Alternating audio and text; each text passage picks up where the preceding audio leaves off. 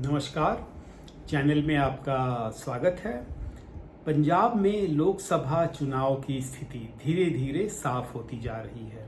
कांग्रेस ने 6 उम्मीदवार घोषित कर दिए हैं और इस घोषणा के साथ ही चुनाव का माहौल एक तरह से रंग पकड़ने लगा है।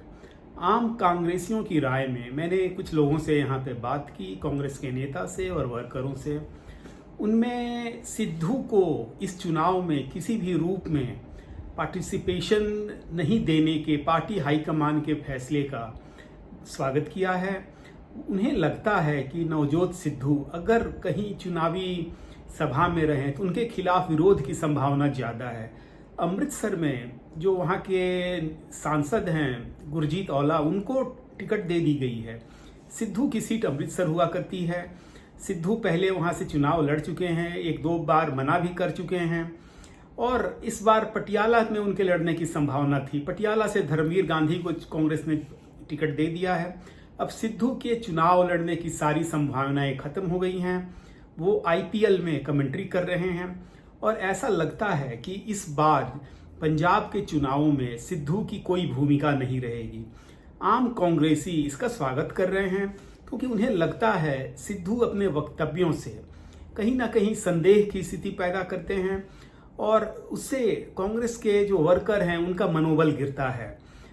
अब सिद्धू के नहीं लड़ने से शायद कांग्रेस का कोई नुकसान न हो। कुछ सिद्धू के कुछ सपोर्टर हैं, वो ऐसा समझते हैं कि उन्हें पार्टिसिपेशन देना चाहिए किसी हद तक, लेकिन कांग्रेस हाईकमान ने एक सही निर्णय लिया है और किसी भी तरह की गुटबंदी से बचने का प्रयास किया है।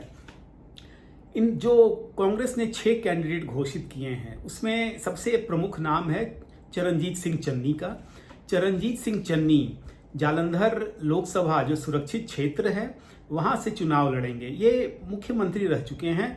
जब कांग्रेस ने कैप्टन अमरिंदर सिंह को हटाया था तो चन्नी को ही मुख्यमंत्री बनाया था। वो 100 दिनों से ऊपर मुख्यमंत्री रहे थे और अपनी एक छोटी सी छाप छोड़ गए थे। हालांकि उन्हीं के नेतृत्व में कांग्रेस की करारी हार हुई थी और आम आदमी पार्टी ने एक तरह से सफाया कर दिया था सारे अपने विरोधियों का और 90 से ऊपर विधायक लेकर के भगवंत मान मुख्यमंत्री बने थे। चरणजीत सिंह चन्नी चुनाव अगर जालंधर से चुनाव लड़ने के साथ ही एक संचार हुआ है, उत्साह का संचार हुआ है कांग्रेस के वर्करों में। उन्हें लगता है कि चन्नी में अभी वो पॉलिटिकल चमक बाकी है जिसके कारण वो अभी और आगे जा सकते हैं। चन्नी के अलावा जो दूसरे प्रमुख उम्मीदवार जो नजर आ रहे हैं वो हैं खैरा, सुखपाल सिंह खैरा। ये भोलथ विधानसभा क्षेत्र से विधायक हैं और ये एक आम आदमी पार्टी के खिलाफ एक मोर्चा खोले हुए हैं। संगरूर सीट, जैसा आपको पता है, ये मुख्यमंत्री भगवंत सिंह मान की सीट है। भगवंत सिंह मान यहाँ से 2 बार चुनाव लड़ चुके हैं, 2 बार जीत चुके हैं। 2014 में उन्होंने चुनाव जीता था। 2019 में जब आम आदमी पार्टी पूरे राज्य में सिर्फ 1 सीट जीत पाई थी, उस समय भगवंत मान इस सीट पे संगरूर से एक अच्छे खासे मतों से चुनाव जीत गए थे। हाँ, ये अलग बात है कि मुख्यमंत्री बनने के बाद जब यहाँ पे उपचुनाव हुआ, संगरूर लोकसभा का उपचुनाव हुआ, उसमें आम आदमी पार्टी बुरी तरह से हारी थी, करारी हार हुई थी और सिमरनजीत सिंह मान जो शिरोमणि अकाली दल अमृतसर के अध्यक्ष हैं वो चुनाव जीत गए थे। लेकिन फिर भी ऐसा माना जाता है कि संगरूर की सीट आम आदमी पार्टी का एक स्ट्रॉन्ग होल्ड है। सुखपाल सिंह खैरा जो हैं, इन्हें आम आदमी पार्टी ने थोड़े दिन पहले एक पुराने केस में जेल में डाल दिया था और इनके खिलाफ काफ़ी विंडिक्टिव रही है।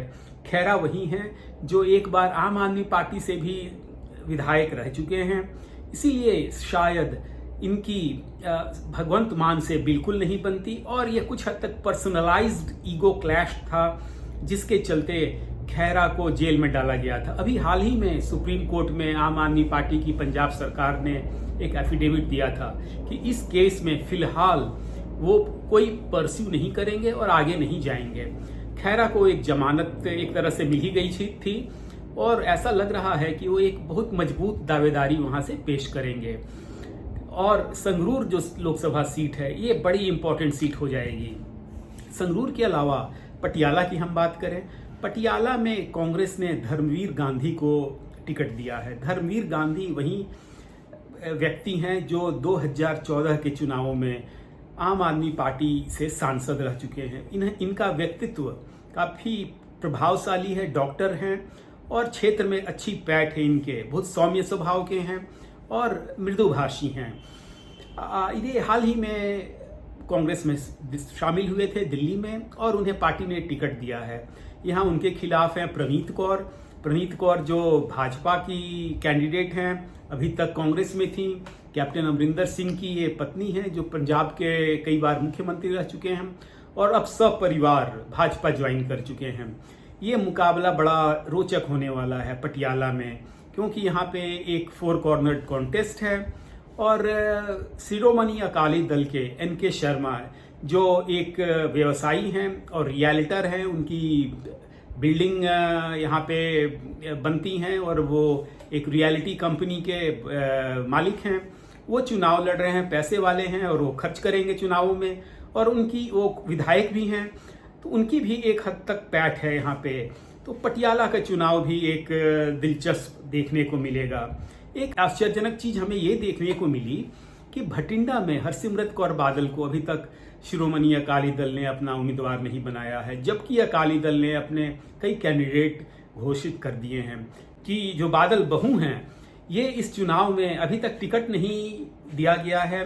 पता नहीं पार्टी नेतृत्व की क्या मंशा है और क्या वो सचमुच चुनाव लड़ेंगी इस क्षेत्र से। उसी तरह गुरदासपुर सीट है। गुरदासपुर सीट जो सनी देओल, फिल्म अभिनेता सनी देओल की सीट है। सनी देओल यहाँ से चुनाव छोड़ चुके, एक तरह से उन्होंने ये रण क्षेत्र ही छोड़ दिया था काफी पहले। उन्होंने दूसरी बार जब सांसद बने उसके बाद तो क्षेत्र में आते ही नहीं थे। लोगों में भारी निराशा थी, उनके खिलाफ गुस्सा था। भाजपा ने इस गुस्से को समझा, इसको रियलाइज किया और वहां से जो लोकल विधायक हैं उनके बब्बू को टिकट दे दिया। और अब जो है यहाँ पे भी एक दिलचस्प मुकाबला देखने को मिल सकता है। गुरदासपुर सीट जो है ये बिल्कुल बॉर्डर पे है, पाकिस्तान बॉर्डर के साथ लगती हुई सीट है और यहाँ पे चौतरफा कॉन्टेस्ट में पहली बार अकाली दल और भाजपा अलग अलग चुनाव लड़ रहे हैं, तो उसमें वोटों का ध्रुवीकरण देखने को मिलेगा और एक जो मार्जिन होगी विक्ट्री और डिफीट की वो बहुत कम होने जा रही है। पंजाब के चुनाव में कांग्रेस ने मनीष तिवारी को जो सांसद थे आनंदपुर साहिब से, उनको चंडीगढ़ शिफ्ट कर दिया है। ये भी आनंदपुर साहिब से उन्हें एक नए चेहरे की तलाश होगी मनीष तिवारी की जगह पे। तिवारी जी होपफुल हैं कि चंडीगढ़ की सीट जो है वो शायद जो संजय टंडन के खिलाफ लड़ रहे हैं उनमें उनको लोग प्रमुखता दें। पिछली 2 बार से चंडीगढ़ की सीट कांग्रेस हार रही है और किरण खेर जीत रही थी। इस बार किरण खेर चुनाव नहीं लड़ रही हैं और लोकल नेता संजय टंडन को टिकट दिया गया है। दोनों नेताओं के बीच में, टंडन और तिवारी के बीच में अभी से ही वॉक युद्ध शुरू हो गया है। मनीष तिवारी बोल रहे हैं कि ये नेशनल इशू है, हम लोग नेशनल इश्यूज के ऊपर चुनाव लड़ेंगे और ये म्युनिसिपल चुनाव नहीं है। संजय टंडन उनके लोकल ना होने का दुहाई दे रहे हैं। तिवारी बार बार बोल रहे हैं कि वो चंडीगढ़ में ही पैदा हुए। टंडन के जो विरोधी हैं वो ये कह रहे हैं कि टंडन तो खुद अमृतसर में पैदा हुए थे और चंडीगढ़ में बाद में आए थे, जबकि तिवारी कह रहे हैं कि वो तो चंडीगढ़ में ही पैदा हुए थे और यहीं बड़े हुए थे। तो ये सब अब कहानियां चलती रहेंगी। चुनावों का दौर है, एक दूसरे पर आरोप और प्रत्यारोप चलते रहेंगे। अब ये देखना होगा कि चुनाव आगे कैसे बढ़ेगा और किस टाइप के आरोप लगेंगे। पंजाब में तो और चंडीगढ़ में खास करके इस तरह के आरोप और प्रत्यारोप कोई नई बात नहीं है। यहाँ तो बहुत रंगीली भाषा में एक दूसरे के ऊपर आरोप लगाए जाते हैं और उसके जवाब भी उतनी ही चुटीली भाषा में दी जाती है। जैसे जैसे चुनाव का रंग आगे बढ़ेगा हम आपको इसके बारे में अवगत कराते रहेंगे। धन्यवाद।